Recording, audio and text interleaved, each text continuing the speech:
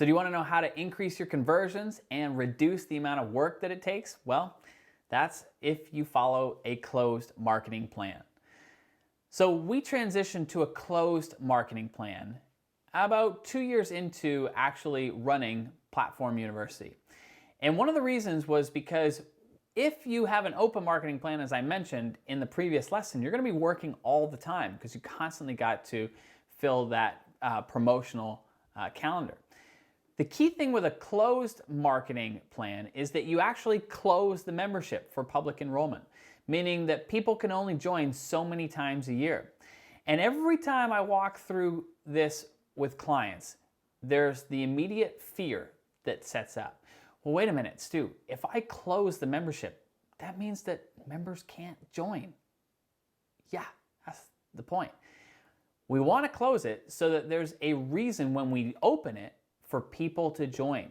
And it's just like a traditional product launch where when you're closed, people can't get in. And so they're put on a wait list. Then when you open, you're only open for a certain period of time. And that's one of the main drivers for people to join the membership. And you remember that graph that I showed you about the stair step? Well, if you follow this plan, the big spikes are going to come from those promotions. And so that's one of the keys is the closed marketing plan gives you built-in incentive for people to join during those promotional periods. So when we transitioned to this, as I mentioned, we were adding several hundred members a month. But when we first transitioned, we went down to doing 4 promotions a year. And we saw immediate jump in terms of the number of members that we were adding. Then we decided, you know what, it's still chewing up a big part of our promotional calendar. And so we went down to 2 promotional periods per year, meaning that there were only 2 times per year when we would do a public promotion. And I just being frank with you, it was scary as heck because I was thinking, oh my gosh, like all of our eggs are in these 2 baskets. What if one promotion doesn't go well and, blah, blah, blah, blah, blah. Listen, let me just share from experience. Not only did the number of people joining go up significantly, but it was way more than what we were making when we were open all the time. And it was way more than when we were open 4 times a year. So by reducing the number of promotions, we actually increased our overall effectiveness of the promotions that we did do.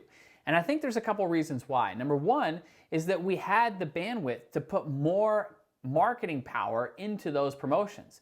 So imagine if you had an open marketing plan and you're every month trying to do a new promotion. Well, you're just jumping from one thing to the next. You don't have time or energy to really invest in making that promotion a home run.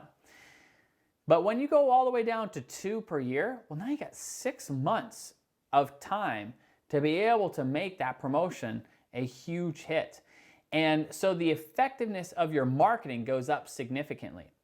The other thing, as I mentioned, is that it's a built-in promotion. Because you actually close it, there's a reason why people should join. And that is, if you don't join now, you won't get in for another 6 months. And often that is a very effective incentive for people to join. So you don't even need to create the bonuses that we were talking about in the open marketing plan, because the incentive is join now or you won't be able to join for a long period of time. So the closed marketing plan, it pretty much works like this. You pick 2 times in the year, in our case, that we would do a promotion for the membership. For us, it was in the spring, so usually around April, and in the fall, usually around September. And so those are the 2 months that we would open the membership. And then the months in between, we would be closed. So if anybody came to the sales letter, they would see an opportunity where they can sign up for the wait list. And the wait list, we use that in a variety of different ways, which I'll talk about in upcoming lessons. But the main point was we were building a sub list of people who were highly interested in joining the membership.